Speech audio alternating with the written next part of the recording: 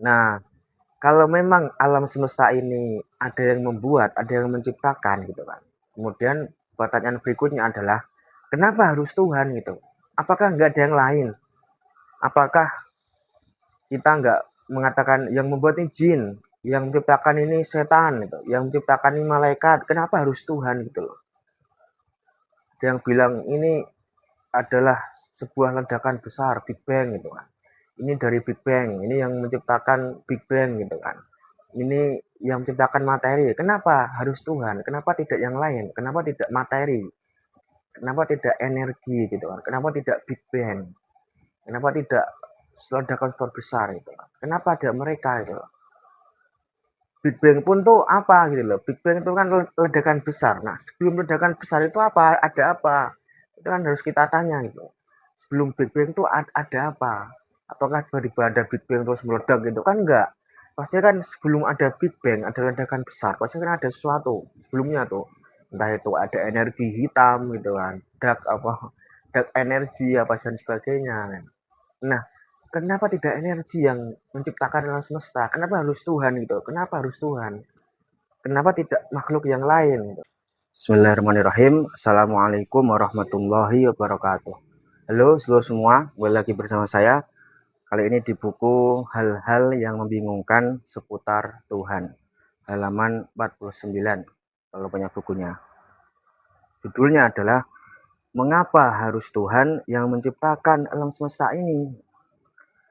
Laptop yang saya gunakan ini merupakan barang canggih yang telah diracik sedemikian rupa untuk memudahkan umat manusia dalam menjalankan tugas dan memenuhi kepentingan-kepentingan mereka.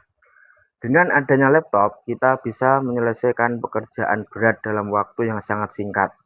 Laptop juga bisa dijadikan alat untuk menghasilkan uang.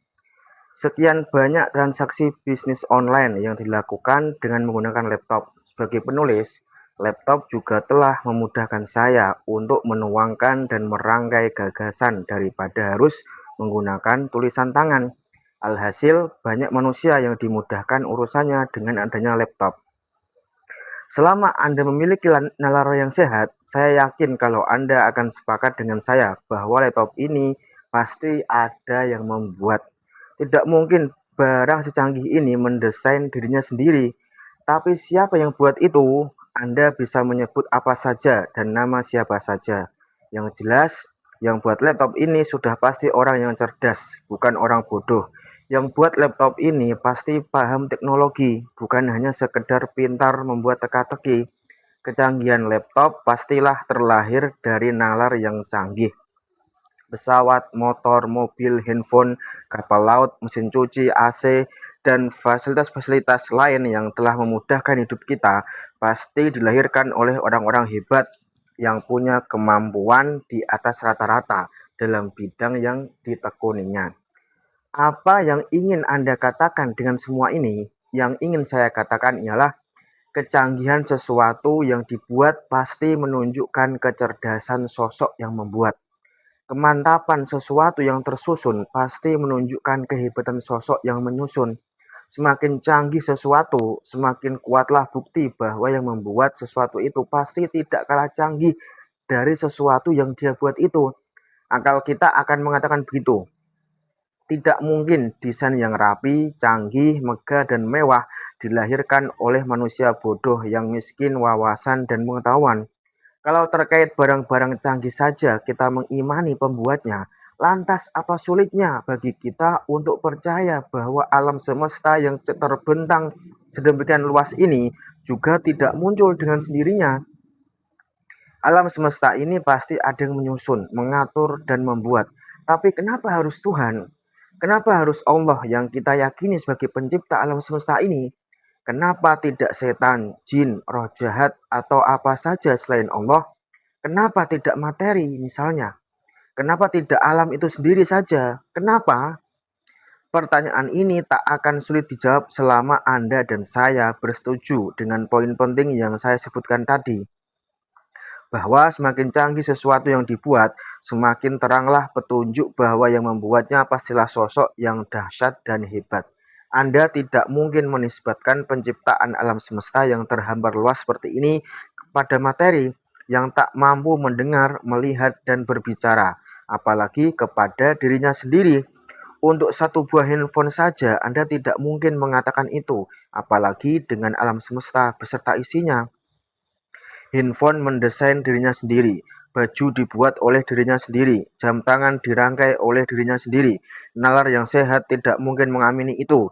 Sesuatu tidak mungkin menjadi sebab, tapi dalam saat yang sama dia juga menjadi akibat. Jika yang menjadi sebab adalah A, maka akibatnya sudah pasti B, bukan A itu sendiri. Ini ketentuan yang diamini oleh semua orang yang bernalar sehat. Karena itu, tidak mungkin Anda berkeyakinan bahwa alam semesta ini diciptakan oleh dirinya sendiri. Dia harus diciptakan oleh sesuatu yang lain yang berbeda dengan dirinya. Anda bisa berkata apa saja tentang pencipta alam semesta ini, tapi nalar yang sehat akan memastikan bahwa kalaulah alam semesta ini memiliki pencipta dan memang bukti-bukti tekstual rasional mengatakan demikian, maka pastilah pencipta tersebut merupakan sosok yang maha agung, maha indah, dan maha sempurna. Semua sifat kesempurnaan, keindahan, dan keagungan layak disandang oleh pencipta itu. Mengapa? Karena kedahsyatan sesuatu yang telah diciptakannya. Tidak mungkin kita menisbatkan penciptaan alam sebesar ini kepada sesuatu yang masih memiliki sifat kekurangan. Tapi pencipta itu sendiri sebenarnya siapa? Nalar kita tak akan mampu menjawab pertanyaan ini secara memuaskan. Sejak dulu, para filsuf berdebat keras seputar asal-muasal alam semesta itu. Siapa dan apa sesungguhnya yang menjadi sebab utama di balik kemunculan alam semesta ini? Paling jauh akal kita akan mengatakan bahwa sosok yang ada di balik keberadaan alam semesta ini pastilah sosok yang hebat, sempurna, dan mengagumkan. Tetapi siapa? Karena akal kita tak mampu menjawab, maka agama datang untuk menjelaskan bahwa pencipta itu adalah Allah. Dialah yang memiliki seluruh sifat kesempurnaan, keagungan, dan keindahan itu. Apapun yang manusia bayangkan tentang dirinya, maka Allah berbeda dengan apa yang dibayangkannya. Karena dia maha tinggi, maha suci, maha agung, dan menyandang sifat-sifat lain yang disebutkan di dalam kitab sucinya. Allah berada di luar jangkauan nalar manusia, tapi dia ada. Karena keberadaan sesuatu tidak bergantung pada kemampuan nalar manusia untuk menjangkau keberadaannya. Apa yang sulit bagi akal? Apa yang sulit bagi akal kita untuk mengimani hal itu? Apa yang sulit bagi kita untuk percaya bahwa yang menjadi pencipta alam semesta ini adalah Allah? Tidak ada pertentangan hukum akal di sana. Justru yang ada sebaliknya. Akal yang sehat akan memandang keyakinan tersebut sebagai suatu hal yang niscaya. Tidak mungkin kita menisbatkan penciptaan alam semesta ini kepada makhluk halus. Selama yang kita sebut itu termasuk makhluk yang ada dari ketiadaan, maka dia tidak mungkin kita jadikan sebagai sandaran dari seluruh ciptaan. Karena toh dia sendiri bisa ada karena adanya sesuatu yang lain. Dia sendiri bisa ada karena butuh pada sesuatu yang lain. Dan yang butuh tidak mungkin kita yakini sebagai sebab utama dari seluruh ciptaan.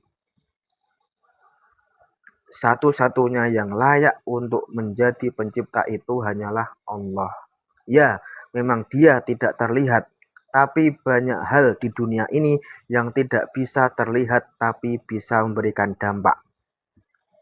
Kalau Anda melihat orang kesurupan dan Anda tidak bisa melihat jin yang menguasainya, Anda akan tetap percaya bahwa peristiwa kesurupan itu merupakan dampak dari suatu sebab. Meskipun sebabnya tidak bisa terlihat. Kalau suatu ketika Anda merasa pipi Anda ditampar, padahal Anda sendiri tidak melihat sosok yang menampar pipi Anda itu, pasti Anda percaya bahwa rasa sakit yang Anda rasakan itu merupakan akibat dari suatu sebab. Dan sebab itu ada, karena dampaknya juga ada. Terlepas apakah dia itu makhluk halus atau bukan, yang jelas dia ada. Dan yang ada tidak harus selalu terlihat oleh mata. Banyak hal di dunia ini yang berwujud tapi tidak terlihat. Tuhan tidak mungkin terlihat, karena kalau dia terlihat, maka dia tidak lagi sempurna. Kalau dia terlihat, maka dia terbatas dalam ruang dan waktu, seperti halnya makhluk. Kesempurnaan Tuhan meniscayakan ketak terlihatan, tapi dialah yang menjadi sebab utama dari seluruh ciptaan. Itulah keyakinan yang senafas dengan akal sehat, bahwa yang layak untuk menjadi pencipta alam semesta ini hanyalah Tuhan, karena dialah satu-satunya zat yang memiliki seluruh sifat kesempurnaan, keagungan, dan keindahan.